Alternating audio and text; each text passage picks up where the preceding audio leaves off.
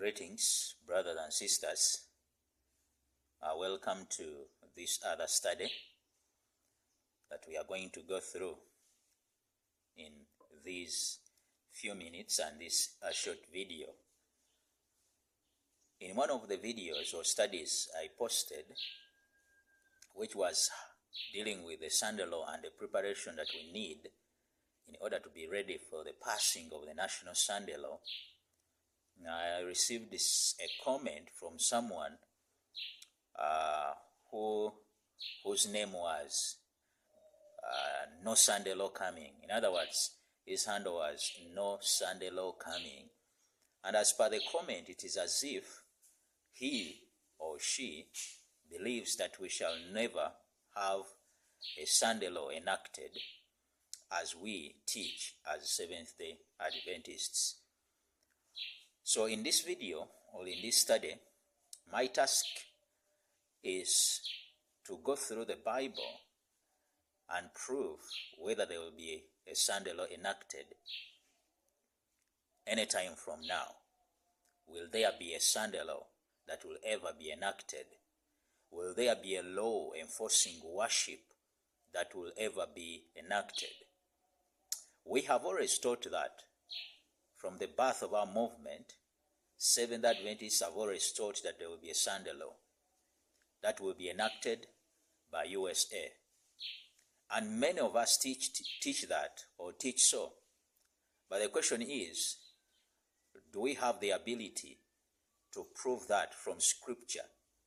Because we shall be made to stand to prove or to give a reason for our faith, for our hope that is in us. So, it is always important that we know what we believe and we can give a reason for that which we stand for. The Bible says in 1 Peter 3:15, it says here, "But sanctify the Lord in your hearts, and be ready always to give an answer to every man that asketh you a reason of the hope that is in you, with meekness and fear." So Peter exhorts us to always be ready to give a reason for the hope that is in us, with meekness and fear. So we are going to study or to go through the sacred writings of the Bible, to show whether there will be any law that will be enacted that will enforce some kind of worship anytime from now. All right. So we are going to start with this verse, which comes from the book of Ecclesiastes. The book of Ecclesiastes, chapter 1. I'm going to read verse 9. Ecclesiastes 1:9, it says here, "The thing that has been is that which shall be, and that which is done is that which shall be done, and there is no new thing under the sun." When you add that to 3:15, the same book, 3:15, that which has been is now, and that which is to be has already been, and God requires that which is past. So, according to these verses, we are told that which has been is now, and there is no new thing under the sun. In other words, what is going to happen, what is going to take place in the future, has in principle occurred in the past.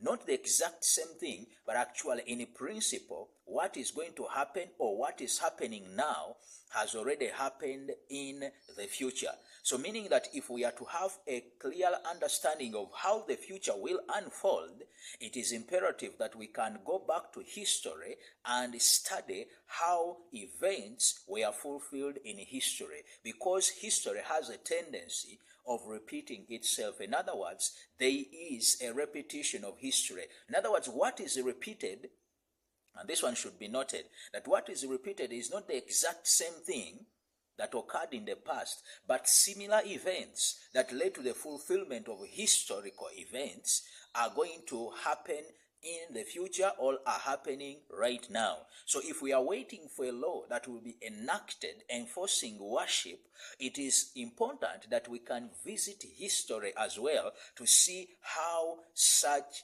things have ever happened in history. So We are going to run. It is going to be a short video. We don't intend to make it so long.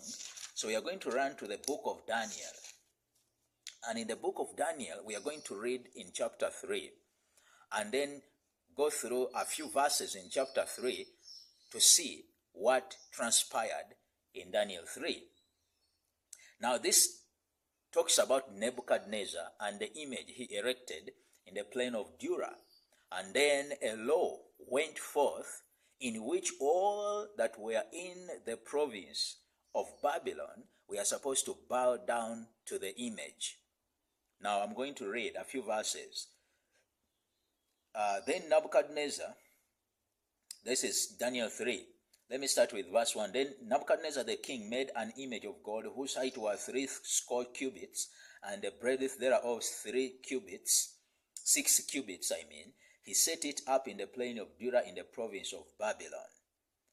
Now when he made the image, remember Nebuchadnezzar had been called or was called a beast in in the book of Daniel. He was called a beast, and he was made to feed like the beasts of the field.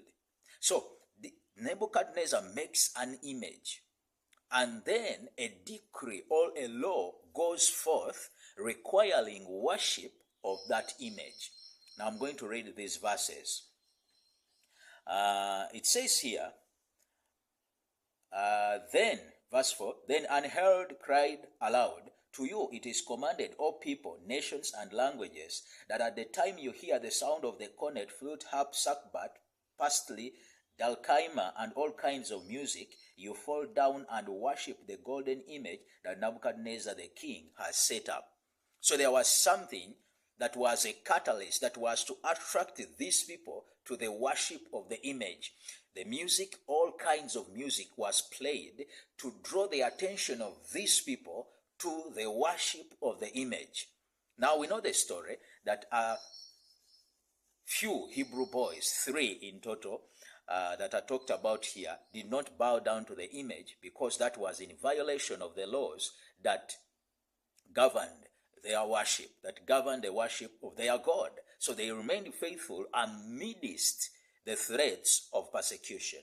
So we read of that in Daniel 3 still and verse 10. Thou, O king, hast made a decree that every man shall hear the sound of the cornet, flute, harp, sackbut, pastry, and dalkaima, and all kinds of music shall fall down and worship the golden image. And whoso falleth not and worships he should be cast into the midst of a burning fiery furnace. Now what we see here is that a king who was a ruler of the state of Babylon or the kingdom of Babylon enforced a religious decree or a religious law. Now what we see here, the principle I want us to mark in these verses and in this chapter is that state enforced religion. That state enforced a religious observance. And once state enforced a religious observance, it resulted into persecution of those who did not go along with the enactment or the decree or the law.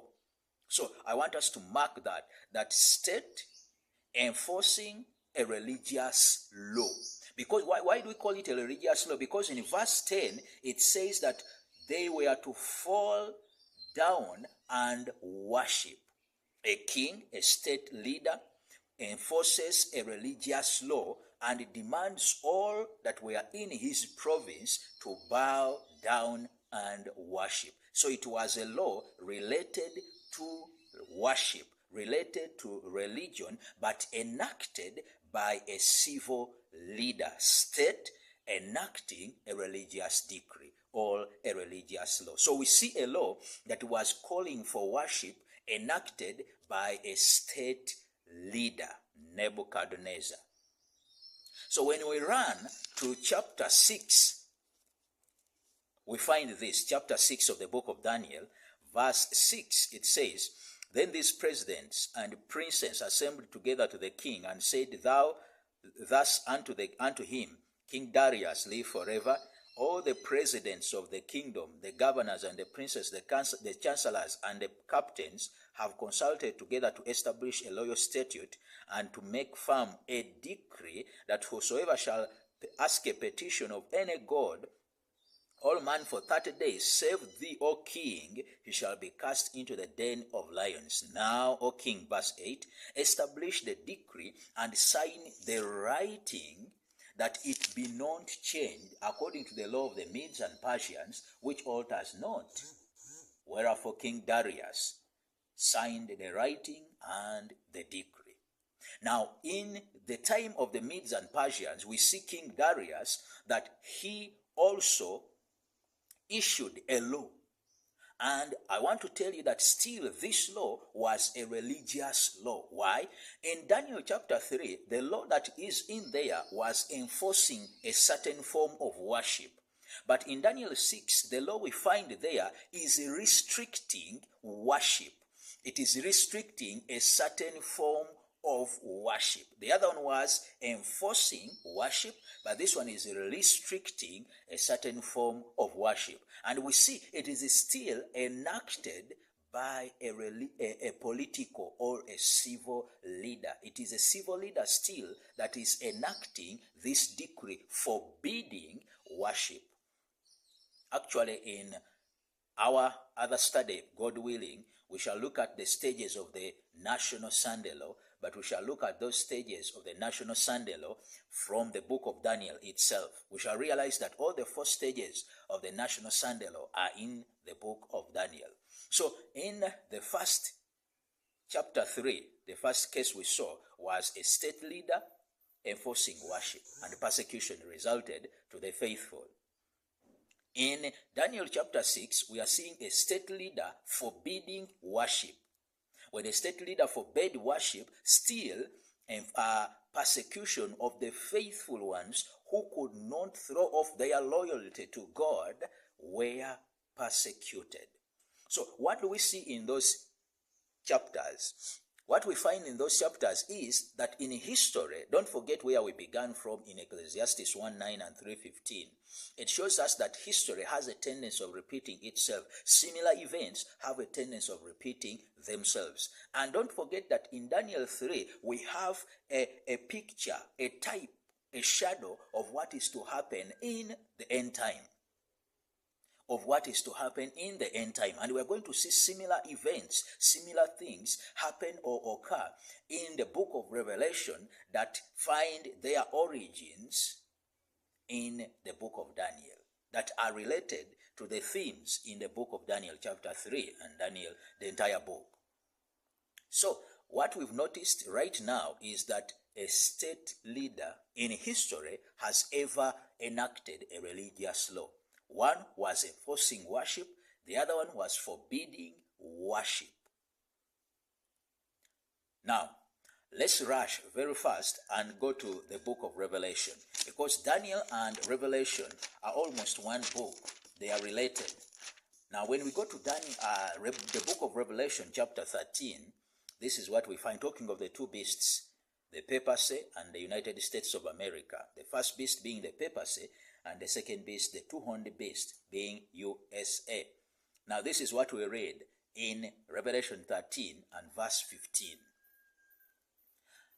And he had power, this is talking of the end time, and he had power to give life unto the image of the beast. Just as we saw that in Daniel chapter 3, there was an image which was formed, but it was formed by Nebuchadnezzar, who was also a beast, so to say. That the image of the beast should both speak, and cause that as many as would not worship the image of the beast should be killed. In other words, we see that in the book of Revelation, at the end time, we see that there is an image that is formed. And when this image is formed, it is supposed to be worshipped. And those that don't worship this image are to face the penalty of death. They are supposed to be killed. Just as we saw in type that in the book of Daniel, something similar to that happened in the book of Daniel. An image, which was a real image, visible, physical, was erected, and a law went forth demanding worship of the image. Now, But in Revelation, we are seeing that an image to the beast is formed. When an image to the beast is formed, all small and great, rich and poor, free and bond, they are supposed to worship the image. Remember, the beast is the one making, or the beast power in the book of Revelation, the second beast power, is the one that forces people to make an image to the beast. And then a law has to follow that all should worship the image of the beast on the penalty of death for those who do not worship the image.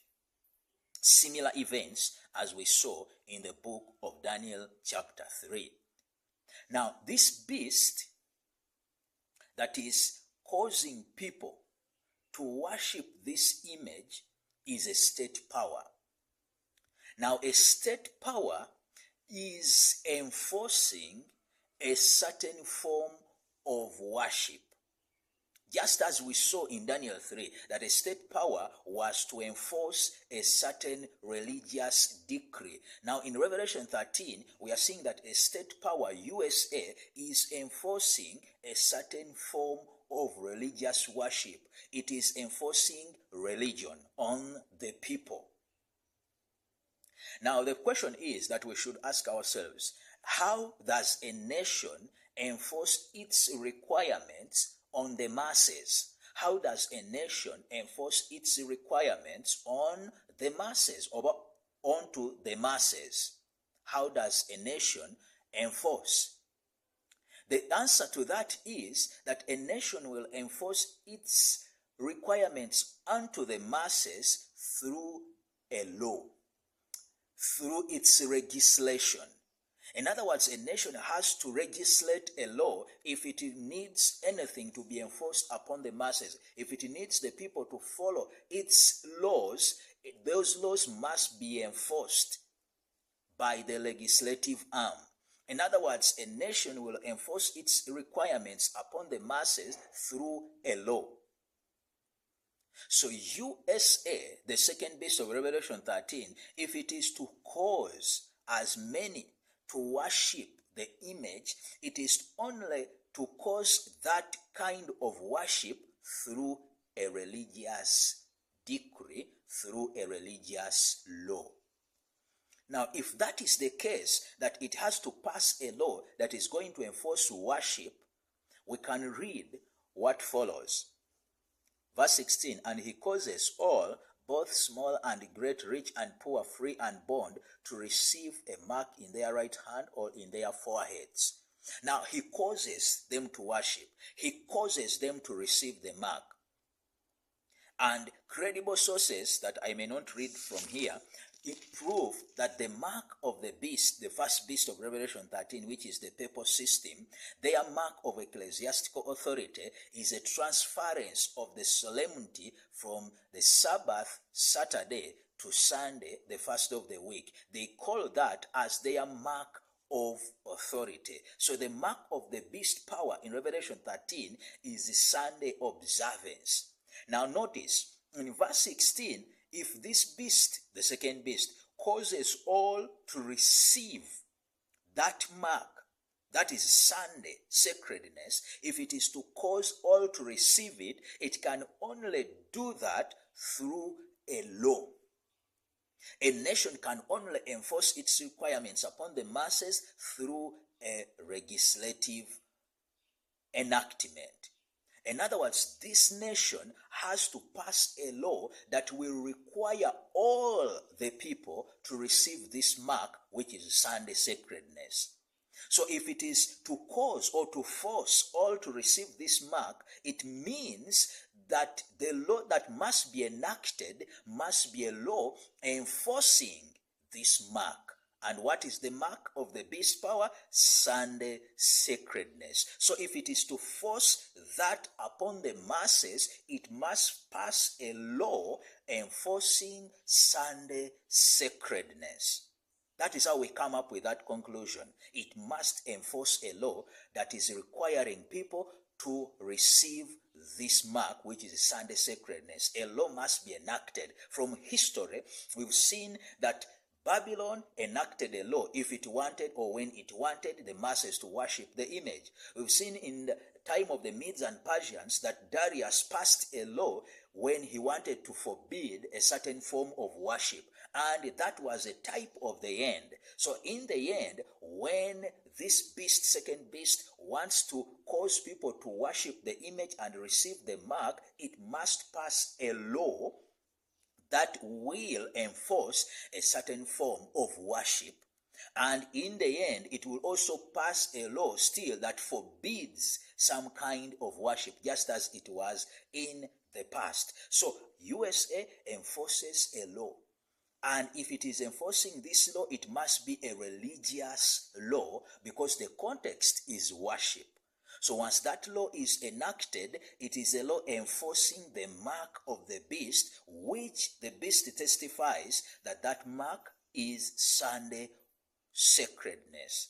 So the beast's mark is Sunday sacredness, and USA enforces that mark. In other words, passes a law enforcing Sunday sacredness, and that is what we call Sunday law, or the national Sunday law, which will in the end become a universal Sunday law. So we have evidence in this brief study that there will be a law that will be enacted that is enforcing a certain form of worship and forbidding another form, on the penalty of death for those that will choose to be loyal. So that is what I had to share with you in this brief study, and I pray that God will widen our understanding, widen our minds, and go through a lot of history and even the Bible verses that prove that there will be a religious decree enforced starting from the United States of America. God bless.